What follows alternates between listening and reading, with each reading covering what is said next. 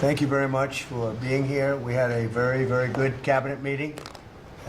We're on our way to some tremendous numbers. I think, first of all, many companies are now moving into the United States. They're coming back. Some of them left us from many years ago, decades ago, and they're all coming back. We have probably identified maybe $4 trillion worth of companies moving back or going to move back.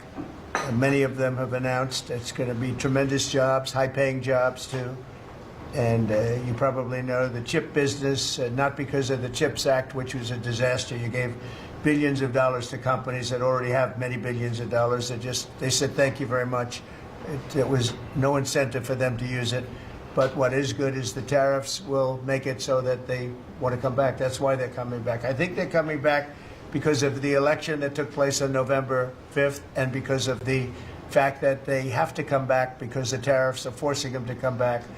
And remember, there are no tariffs if you build here, and that's a big factor. So we have record numbers. Howard was just telling me the numbers that we're talking about are crazy, beyond anybody's wildest expectation.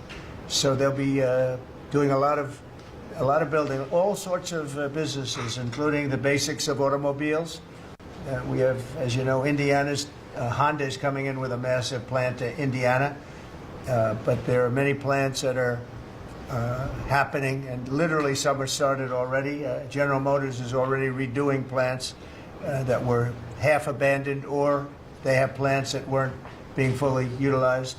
They're going to be they and others are going to be making parts and other things in those plants so that it's one-stop shopping finally. It's ridiculous. You had to go to Mexico, you had to go to Canada, a car went all over the place. It was like, I don't know how that would have worked, but that's the way it sort of ended up. We had a deal, and we have a deal, which is fine, but people took advantage of the deal. They cheated. And when you cheat, the deals are unfortunate. But now what's happening is the numbers are beyond our wildest expectations. Now, having to do with cutting, we've done a lot of cutting from people, ideally the people that aren't doing the job. In many cases, people weren't attending jobs. In many cases, people didn't exist. They had on the government rolls people that don't even exist. But of the ones that did exist, as you know, many didn't come to work. Many had no intention of coming to work. Many were paid and working someplace else. There were lots of bad scenarios, but they're being weeded out, and I think we're probably ahead of schedule on that. And to me, something that was just terrible is the contracts that we're finding, the fraudulent contracts that we're finding, where millions and millions of dollars and even billions of dollars in some cases were given out. And I think we'll start with that. I'd like to start with Doug Burgum, Secretary of the Interior. He told us about a couple of contracts that we have now found. When he got there, they saw this with Chris and everybody, and they couldn't believe it. Doug, could you just... $830 million, so that's one that we've stopped. And that contract was going out after you were inaugurated, sir, so it was so jumping... It's a pure fraud. Yeah. It's a fraud. But we've had many fraudulent contracts that were caught by the work that Elon and his people are doing, and working with our people. It's been brought to light. The fraud, not just waste and abuse, the fraud has been incredible. You mentioned one, Madam Secretary. Well, yes, sir. Well, let me just add to that, and thank you. We just had a wonderful cabinet meeting, all aligned on certainly the effort to realign the government. But even at the U.S. Department of Agriculture, we've canceled a $300,000 contract educating on food justice for queer and transgender farmers in San Francisco. A similar contract we canceled in New York, again, educating transgender and queer farmers on food justice and food equality. I'm not even sure what that means, but apparently the last administration wanted to put our taxpayer dollars towards that. We canceled a $600,000 contract out of Louisiana that was studying the menstrual cycles of transgender men, a $600,000 contract. We canceled another contract out of a university in the middle of the country that focused on getting more diversity, equity, and inclusion into our pest management industry. again, these are nonsensical. It makes zero sense to use taxpayer dollars to fund these. I know these are just a few examples of the hundreds and hundreds that we have found. Well, a clear case of fraud was with the Small Business Administration, where they were handing out loans, $330 million worth of loans to people under the age of 11. I think the youngest, Kelly, was a 9-month-old who got a $100,000 loan. That's a very precocious baby we're talking about here. Well, we're tackling the fraud, waste, and abuse in the agency. We've seen, hundreds of billions of dollars of fraud go unprosecuted, so we're taking that on. We have a zero-tolerance policy for fraud, and we continue to crack down on it and make sure people are held accountable. It's amazing. And you have a lot of that. You found far too much of it. It's a pure fraud. We like to use the words waste and abuse because they sort of sound good, but many of these things are pure fraud. Now, there was a contract that you've heard about where Stacey Abrams got $2 billion just before we took over, and it was a rush to get her the money, and that was environmental, and nobody knows what she was doing. But $2 billion. If you got $2 million, that's a lot. If you got 200,000, that's a lot. But this was $2 billion was given. Lee, do you want to talk about that? And the other one that was even worse? EPA has now canceled over $22 billion worth of contracts. $2 billion going to this NGO that Stacey Abrams was tied to. They received only $100 in 2023. And then the Biden administration gave them $2 billion. The director of the Greenhouse Gas Reduction Fund saw his former employer get $5 billion. So $20 billion went to just 8 NGOs, and they're all pass-throughs. And then they were giving it to other entities. Many of them were pass-throughs. And what you have is all these extra middlemen, they're taking their cut. And the taxpayer ends up getting screwed. They're losing out on all this hard-earned money. They can't afford to have the federal government waste. The partnership with Doge and Elon Musk has been incredible at EPA. Their team is very talented. We wouldn't have been able to do it without them. And of course, this mandate from President Trump to make sure that we identify every last penny, whether we're saving $50,000, $5 million, or $22 billion. We will not rest until every last penny is saved. Thank you, Mr. President, for the opportunity to do this for the American public. Thank you. Great job you're doing. So we have a lot of that. We're getting down to a point we think probably over the next 2 or 3 months we'll be pretty much satisfied with the people that are working hard and want to be members of the administration and our country, really. And they're doing a lot of good people. We have a lot of great people. We want to keep the good ones, and we want to get rid of the ones that don't exist, and we want to get rid of the ones that do exist but don't work. And we have quite a few of them. Would anybody else like to say something before we take some questions from the press, please? Doug Collins. Yeah, Mr. President, I think one of the things that you've always told me is to take care of our veterans, and that's what we're doing at the VA. And one of the things, though, is you also have to know who your employees are. You have to know the very fact of who you are. We're 470,000 roughly when we started this, larger than the active duty Army, when you think about that in the perspective. But however, this is an interesting point. When I first got there and we started looking at this, how you take care of people, we didn't have an HR system that could actually give us a rundown on who actually was working where. That we've had to work with that, working with our VA employees who are those liaisons. We've been able to put together an organizational chart which we can start looking at that. But the interesting part about it is about taking care of veterans, and what you've told me to do is how do we get the people in the right places. And I think when we look at this, GAO has told us we were high risk for years. The previous administration put literally tens of billions of dollars and tens of thousand employees over the last 4 years, and we saw our statistics basically stay the same or go down. Backlogs went up. You know, maybe the question is not money and employees anymore. Maybe it's the organization and how we effectively deliver for the American people. And that's what we're going to do. Well said. And, you know, one thing I want to add to it, it is not necessarily a very popular thing to do. You know, you're talking about employment, you're talking about people and the lives of people. And yet, I think the American public understands we're trying to save our country and make our country great again. I mean, you could say it, but we're trying to save our country from this extraordinary thing that was happening. What they were doing to our country was just a horrible thing. And I have no idea how it plays out in the public. I guess you see poll numbers that are very good numbers, but I don't know what that means long term.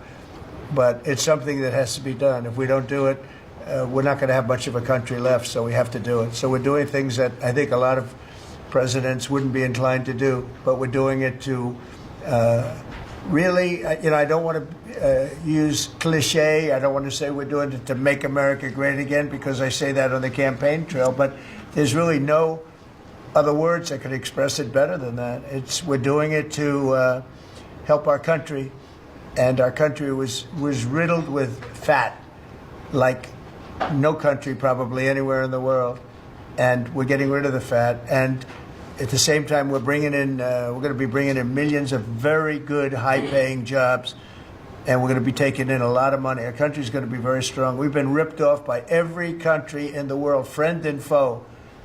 We were taken advantage of like nobody's ever seen. And you saw what happened today with Venezuela. We did something with Venezuela, which is long in the making, and it's very substantial. And we'll be announcing cars very shortly, and we already announced steel, as you know, and aluminum. We'll be announcing pharmaceuticals at some point in the not too distant, because we have to have pharmaceuticals. We don't make pharmaceuticals anymore in our country. And if we have problems like wars or anything else, we need steel, we need pharmaceuticals, we need aluminum, we need a lot of these things that we sort of don't make anymore, and yet we're equipped to do it all. So we'll be announcing some of these things in the very near future, not the long future, the very near future. And it'll bring in billions of dollars, billions and billions, and it'll bring in, maybe more importantly, jobs. It'll protect the jobs we have, and it's going to be really, really quite amazing. Chris, did you have something to say? Yes, Mr. President.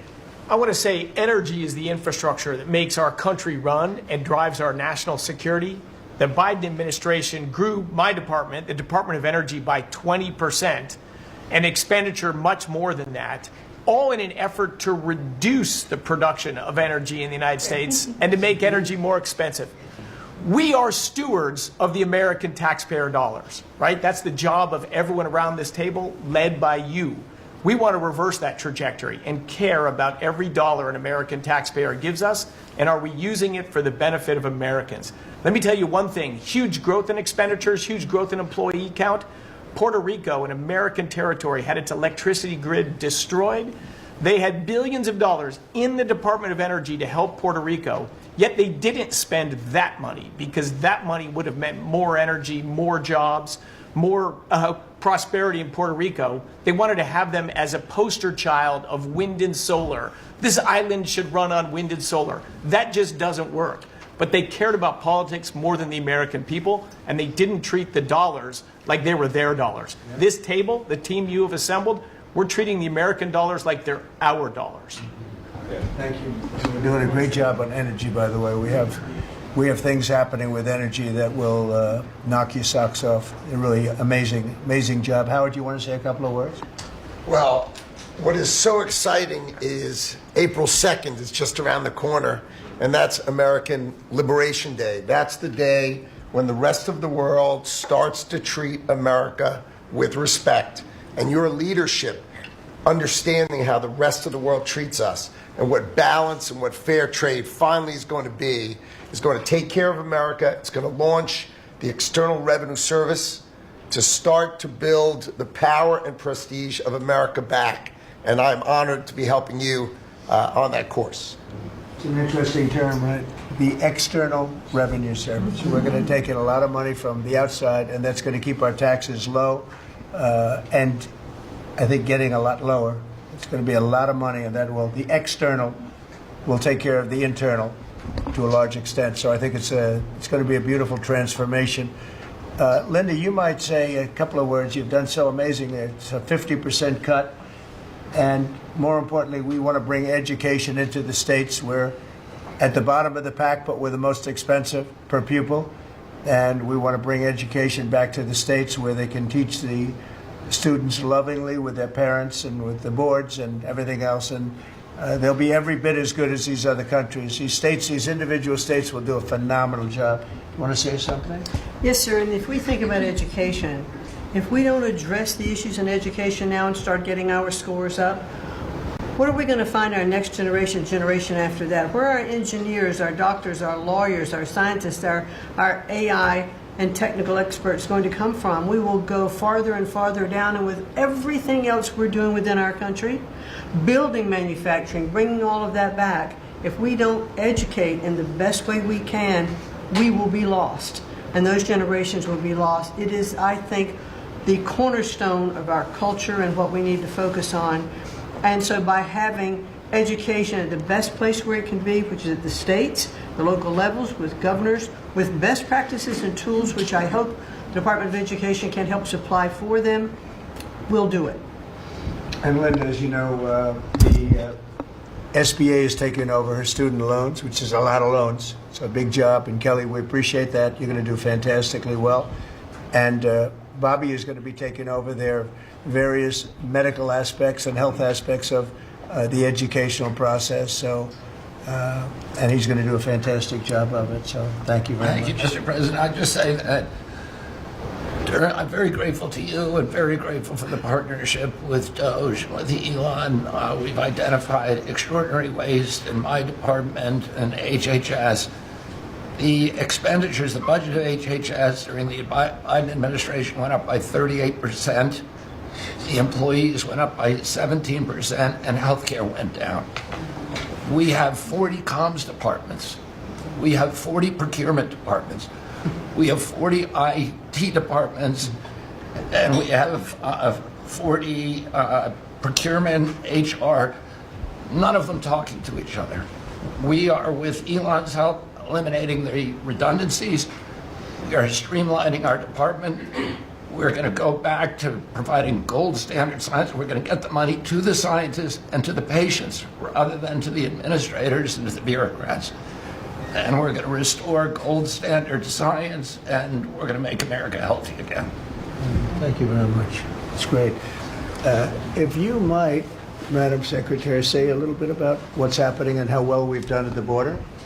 Sir, this last week I was in Arizona, California, Alaska, and Florida, and CBP literally has almost 100% operational control of the border, which means that our country is secure and that we know who's coming into this country and that they love our country and they want to help keep it great into the future. We are, in the month of March, the last couple of weeks, increased our deportations by 50%, so we're now not even just getting the worst of the worst out. We're making sure that there's consequences for being here and committing crimes in our communities, and the numbers are continuing to escalate and to go up. Sir, this week I'm headed down to El Salvador.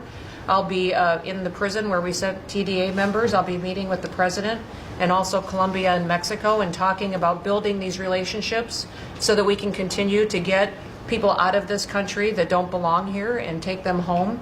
And also, you had talked to me about sending the message worldwide about the fact that people shouldn't be coming to this country and they shouldn't be coming here illegally. So we are in several other countries around the world with a message right now that's saying, if you are thinking about coming to America illegally and coming here, don't do it. You are not welcome. We have a legal process to becoming a United States citizen, and there are consequences if you come here illegally, and America has changed because we're putting Americans first. So we've also, the Coast Guard has done phenomenal work. I don't know if you all have reported on it, but we have broken historic records in the amount of drug interdictions that they have brought in. We've repositioned the fleet to go after the fentanyl crisis and to go after the southern border and securing it, and they've done amazing work as far as that. We were down in Florida. They brought in $500 million worth of cocaine that they had done in 14 interdictions and had brought them in, going right directly after the cartels, and doing great work there. And we have a cutter that we have sped up the process, sir, the icebreaker. That'll be hitting the waters here this summer, and we've got 2 more that will be coming. But, you know, Russia is using their cutters and icebreakers up in the Arctic to do surveillance on us, and we're going to reposition our fleet to continue to partner. I want to thank the Secretary of Defense and the Navy for all of their help and partnership, too. We do operations together because their obvious Navy warships are in certain regions, but our cutters are faster and can work together in a partnership that's securing America. So, and we're going to eliminate FEMA. So we've got a lot to do, but it's all good, and and we're working hard, and we're going to make sure that we're continuing to do exactly what you promised. That's great. Great job.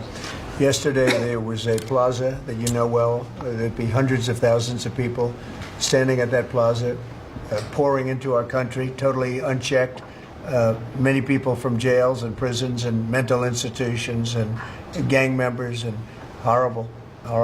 And they just pour into our country. Yesterday, I was speaking to somebody, I was checking on the border, and they said there was literally nobody in this massive plaza. You know, we're talking a plaza that would hold hundreds of thousands of people. There was literally nobody there. There was one person sweeping it, but there were no people. It's been amazing. It's been an amazing transformation very quickly. And we're getting the bad ones out first, and we're taking them out. And there's some really bad ones, murderers of more than one people. At least 50% murdered more than one person. This is the people that we're letting in through their open border policy. It was terrible. But I want to just congratulate you and Tom Holman on the job you've done. Boston this weekend, hundreds of dangerous criminals were removed, 4 killers taken out of the country just by what they did in Boston this last few days. Yeah, and these are killers that there's no reasoning. It's not like, oh, let's talk them out of it. These are stone cold killers. They don't care. They don't even think about it. They kill somebody. They go to sleep. They wake up. They don't even remember they killed them. These are bad people that should have never been allowed into our country. Pam is doing such a fantastic job. I thought maybe you could say a few words. Thank you, President. As far as we are hearing a lot about fraud, waste, and abuse, a lot of waste and abuse, but there is a tremendous amount of fraud. And Elon, thank you for your partnership. Thank you for your team. You have uncovered so much fraud in our government, and we will prosecute you. We have an internal task force now working with every agency sitting here at this table. And if you've committed fraud, we're coming after you. Thank you, Elon, for that. On the violent crime level, thanks to President Trump's directive, we are seeking the death penalty again. So all of these horrible, violent criminals that you're hearing about around the country, they will face the death penalty federally within our country. And the drug dealers need to get out of here because we are coming after you. We're going to have 94 great U.S. attorneys around this country, and everyone will be prosecuted to the fullest extent of the law. Thank you. Thank you, President. It's at your directive. I couldn't have said that better. That's very good. That's very good. She's doing a fantastic job. Thanks, Pam. Do you have any questions, please? Mr. President. Yeah, please. Mr. President, what can states do now to implement your Department of Education executive order? Well, I think what's going to happen is we are cleaning out a lot of things like the loans, student loans, which will be handled very professionally by people that do that.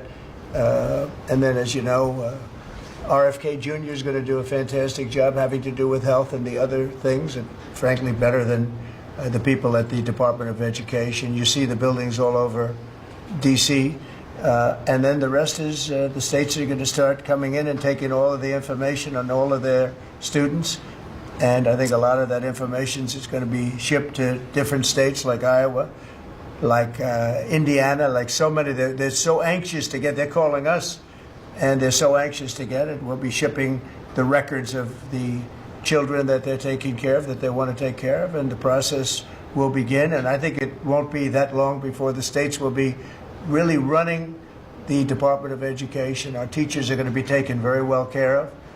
And I said, personally, I don't care, union, non-union, it doesn't matter. Teachers are so important to this country and to me. And we're going to take great care of our teachers, and I know it's very important to Linda. So I think you're going to see a tremendous change very quickly having to do with education, and the process has already begun, very strongly begun. I think we've done, in whatever it is, 8 weeks, people are amazed at how much we've done in terms of the safety of the country. In fact, I would like to ask maybe Marco to say a few words on what's happening with respect to, in particular, Russia, Ukraine, where we have some pretty good news. I think we want to get it stopped. We're losing 2,500 young people, and these are Russian and Ukrainian people largely. And they're not American people, but on a human basis, we want to get it stopped, and we want to stop spending billions and billions of dollars to a country that we think it's time. and we're doing pretty well. Marco, do you want to say something? Yeah, Mr. President, first of all, I think the American people should be proud that we have a president that's promoting peace and the end of conflict on this planet. This is a war that's gone on for 3 years, as you pointed out, that, as you've rightly pointed out, would have never happened had you been president, but now it's here, and it needs to be brought to an end. There is no military solution to this war. It has to end through negotiation. And there's only one leader in the world that's capable of bringing two sides to a table, and that's our president, the President of the United States, President Trump. And that's what he's done. And so today, even as we speak, we have teams on the ground in Saudi Arabia meeting with the respective sides in the hopes of making progress towards this outcome that we all want to see. And I think that the country owes you a great debt of gratitude, and the world, really. Because, I mean, you're the only leader in the planet that can bring the two sides together to bring an end to this conflict. And that's what you've done. And you've done it despite, impediments from other countries and others who maybe have different opinions about how this should go. But ultimately, I think that the only chance we have for peace is through the President's leadership, and you've shown that, and we hope it'll bear fruit. And today will hopefully be one step more in that direction. Thank you, Marco. And on the Middle East, another hot spot that we didn't have a problem with. There was no problem in the Middle East when we left, and now there's a lot of problems in the Middle East, but we're working on that. But I think we've seen significant progress, and I think we're going to start, we were talking with the Vice President a little while ago, and you're going to see countries start to fill up the Abraham Accords. More and more countries want to join. That was a great success, tremendous success, and then Biden and his group did zero with it. That should have been filled up within a year of the election, would have been filled up. So countries are starting to want to get involved very much with the Abraham Accords again, so that'll be great. JD, do you want to say something? Yeah, sure. Yes, sir. Just on that topic, if you think about what happened with the Abraham Accords, one of the great diplomatic breakthroughs under the first Trump administration, really in the last 30 or 40 years of American history in the Middle East, and the Biden administration did absolutely nothing with it. Built on it, not at all, added zero additional countries. Purely out of political spite, the Biden administration, I think, hurt the United States and really hurt the project of world peace. That has changed. Luckily, about 2 months ago, we got a new president, and that president has given us the task of building out the Abraham Accords, adding new countries to it. And really what you see is a lot of these countries that have historical, ethnic, or religious hatreds want to build. They want to build new artificial intelligence. They want to build new real estate projects. They want their citizens to become rich and prosperous and peaceful, and they're setting to the side some of those old hatreds under the leadership of President Trump. So it's early, but we made a lot of progress, and we'll keep on making progress, sir. Thank you, JD. One of the things that's very important, I think, to mention, I saw a show yesterday, and they had a Democrat congressman on. It was on Fox. And he said, well, President Trump said prices would be coming down, and instead he's focused on other things. Well, we are focused on a lot of other things, like peace, like all of these companies that are moving in and jobs. But what he didn't say is that prices have come down very substantially. And if you look at when I came in after 1 week, they were screaming at me about eggs. Eggs had nothing to do with me, but they were through the roof, and you couldn't get them. And now they're down about 35, 40%, maybe even more than that. I'm going to let Brooke, if you would just discuss that. And groceries generally. Prices are coming down, and energy prices are coming down. And I hope the Fed lowers interest rates, and then you're going to see interest rates coming down, and I'll have you speak about that in a second, Scott. Brooke, go ahead. Well, sir, thank you. I think the first thing that's really remarkable to note is that the prices of eggs under the 4 years of Joe Biden increased 237%.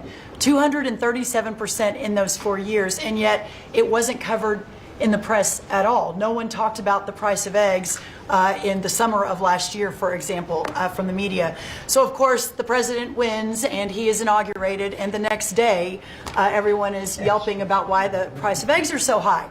So it was certainly one of many, many issues we took on under the 4 years of Joe Biden. We had the cost of input go up 30% for all of our agriculture products.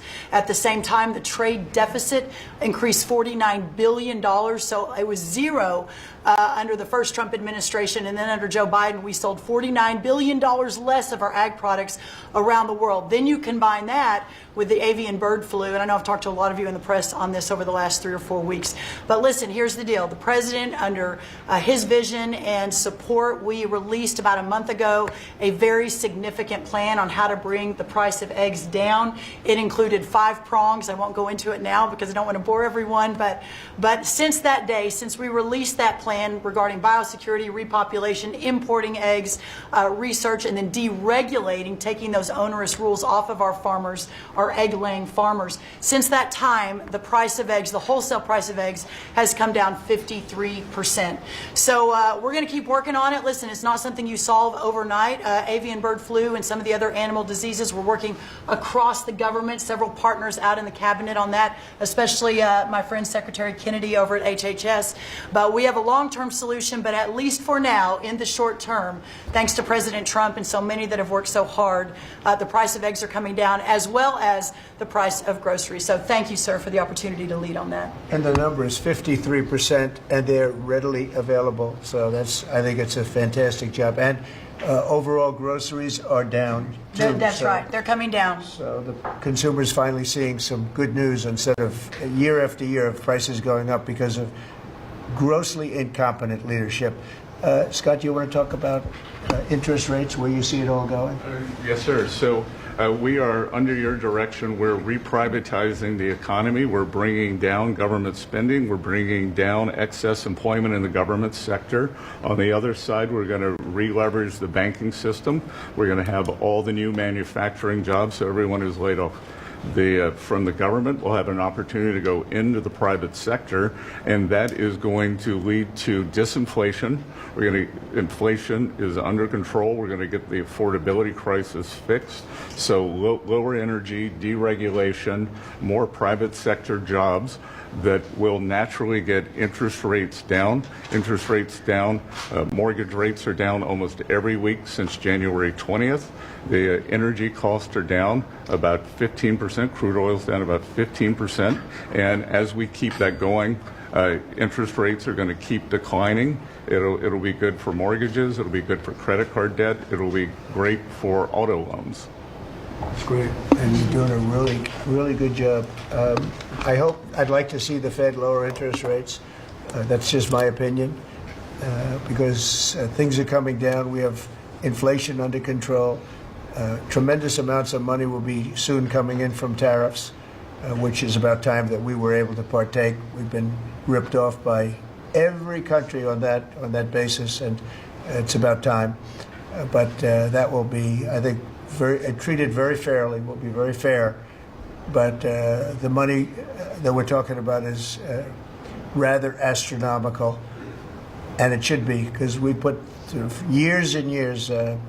I was able, in the first term, we had a great first term with the highest stock price increase ever, all the different things that we had. But one of the things, we took in a lot of money in tariffs, and I had just started that process. And we had to slow it down because of the COVID. We didn't go forward. We did a very good job with COVID, but that was something that happened to the whole world. It was a shame. What a shame. All those people dead, and all of the problems that it caused for countries far worse. I mean, some countries still haven't recovered. Economically, they haven't recovered. But we took in hundreds of billions of dollars in tariffs just starting the process. But this is a program that's going to be, I think, unbelievable for our country, and I think it's treating other countries very fairly, very, very fairly. I'd like to ask, if I might, Sean Duffy to say a few words about the air traffic control situation. You know, there were some mishaps, one in particular, the helicopter crashing into the plane. We have a system that's 40 years old. They spent tens of billions of dollars trying to patch it up and make it work, but it doesn't work. And my pilot says they use different systems. They don't want to use our system. It's so obsolete. And it's an obsolete, horrible thing that happened with respect to it. And we were going to, I said, day one, if this happens, if we are successful, we're going to have to get a brand new, modern, top-of-the-line air traffic system. And I think I can say that I've been working a little bit with Sean on it, but Sean's been working hard on it. and with his new person at FDA, who's going to be terrific, by the way. And maybe you want to talk to them about that, because we need safety in the air, total safety in the air, and this will give that to you. Sure. Thank you, Mr. President. We had a conversation on Friday.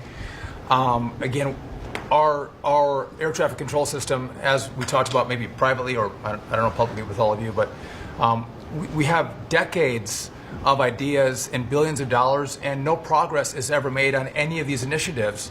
Air traffic control is the same thing. And so we're having a conversation about building a state-of-the-art, brand new, best technology, envy of the world air traffic control system. And what's interesting from the DOGE team is they'll look and say, well, what is the problem? Why hasn't this been built? This is about safety. This is about people's lives. All of you fly. Your family flies. Why hasn't it been done? And the problem is, in government, it takes way too long. So technology changes and money changes and administrations change.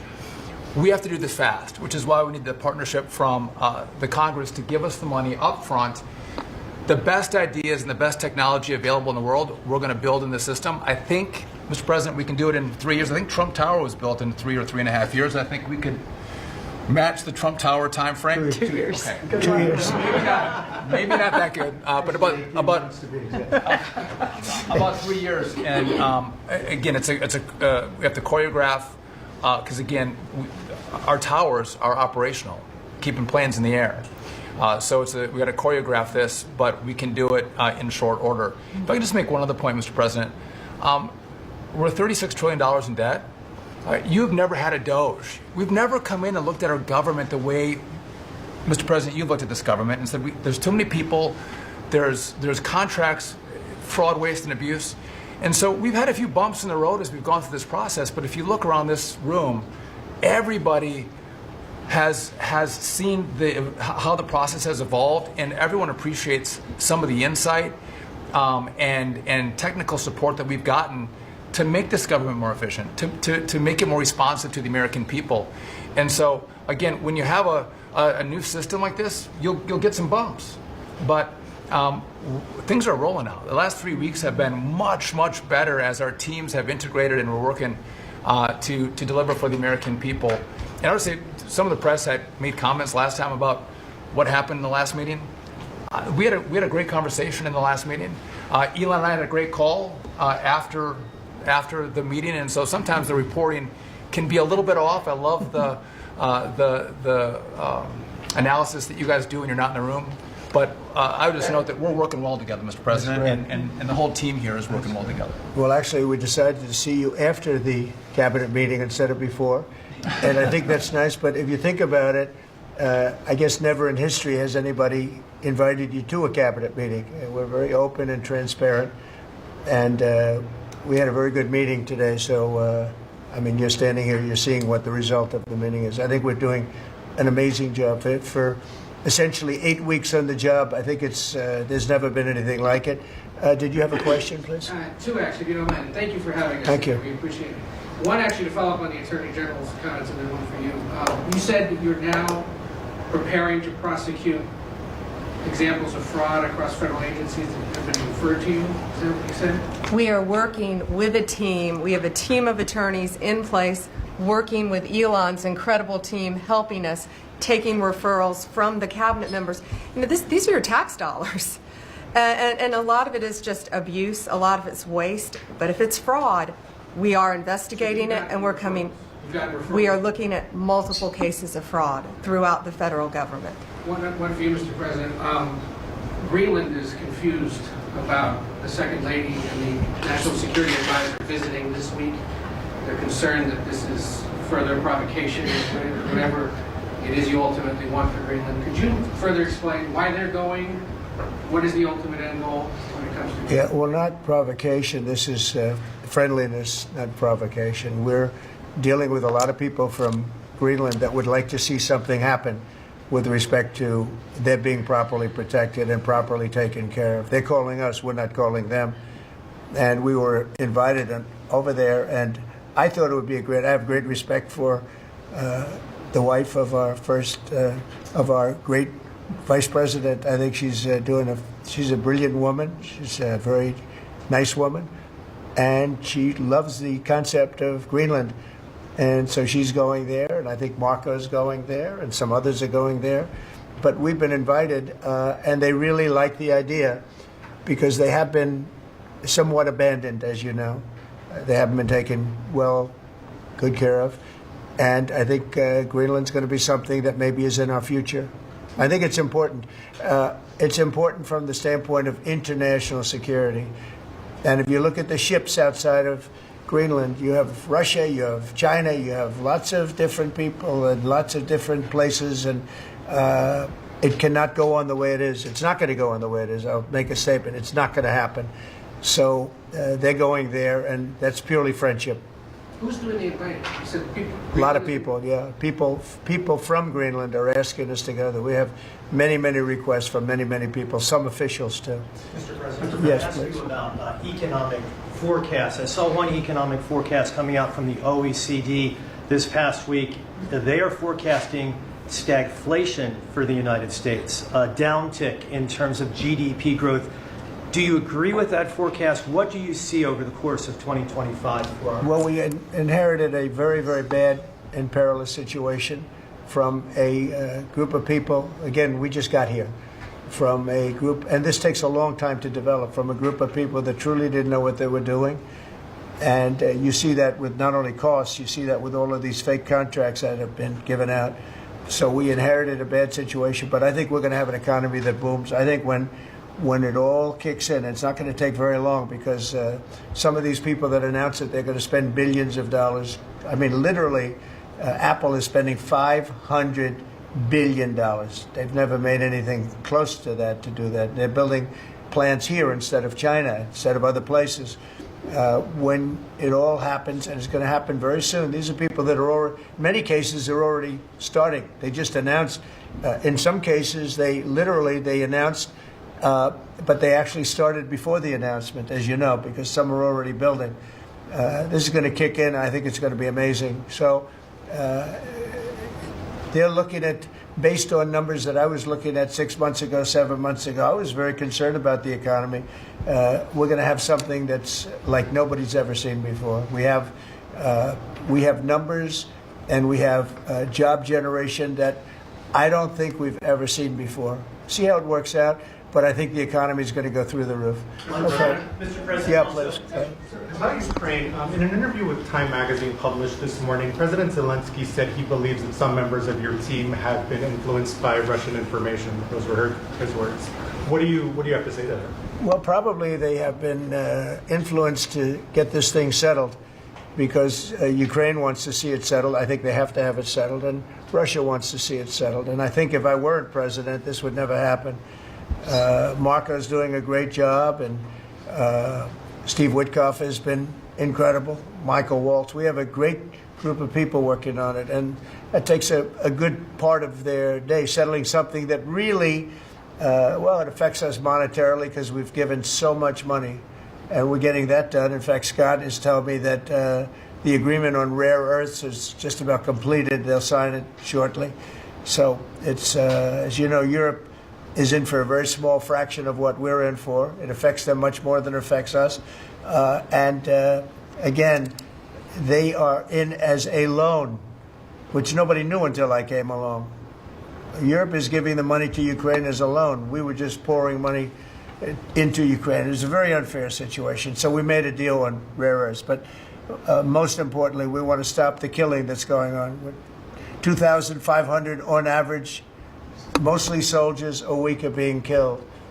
And they're Russian and they're Ukrainian, and if we can stop it, that's a very important thing to me on a human basis. Okay, anybody else? Are you signing the rare earths deal today? Is that what you mean? No, we'll be signing it soon. So Ukraine. It'll be signed very soon. Can I ask another question on Ukraine? Yeah. You recently mentioned the fate of all the Ukrainian children abducted and transported to Russia. Right. So are you demanding that Russia return these kids to their families in Ukraine? Well, it's one of the things that we're talking about. I know that no decision's been made.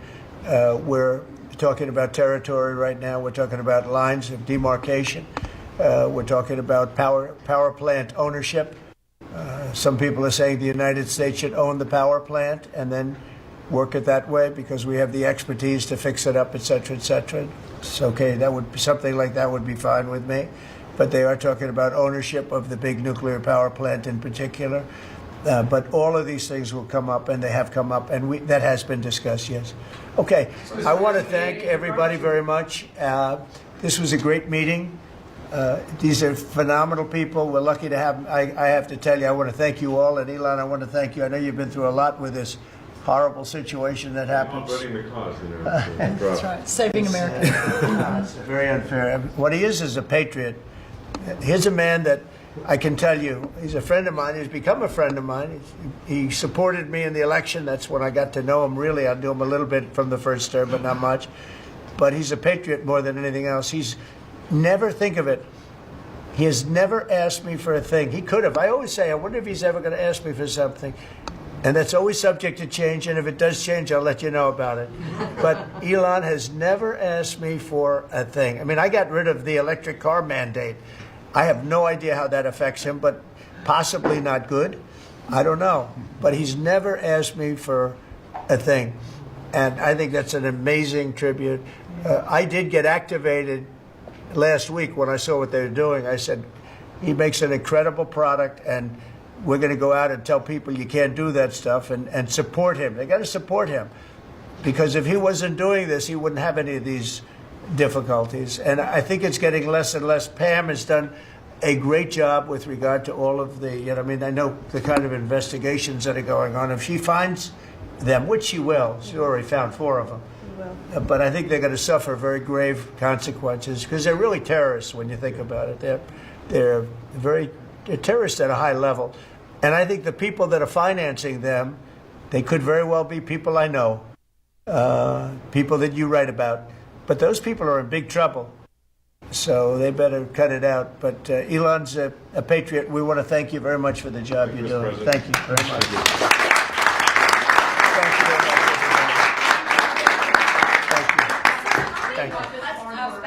Thank you, everybody.